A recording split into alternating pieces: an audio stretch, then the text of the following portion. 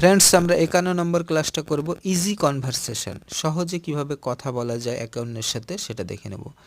সমীর নামে একজন জিজ্ঞেস করছে, আর ইউ এ স্টুডেন্ট? অঙ্কন তখন আনসার দিচ্ছে, yes I am, and you? আমিও একজন ছাত্র, তুমি? সমীর তখন বলছে, I am a student too, আমিও একজন স্টুডেন্ট।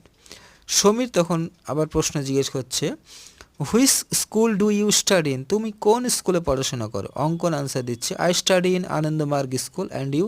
আমি আনন্দমার্গ স্কুলে পড়ি, তুমি কোথায় পড়ো? সমীর তখন আনসার দিচ্ছে, আই স্টাডি ইন অ্যাডামার্স স্কুল, আমি অ্যাডামার্স স্কুলে পড়ি। এবার আমরা দিস আর দ্যাটের ব্যবহার দেখব। কাছের কোনো জিনিসকে বোঝাতে আমরা দিস ব্যবহার করি এবং দূরের জিনিস হলে আমরা দ্যাট ব্যবহার করি। নিলয় জিজ্ঞেস করছে, হাউ মাচ ইজ দিস? এটার দাম কত? রোহান তখন আনসার দিচ্ছে, দিস ইজ 20 রুপিস।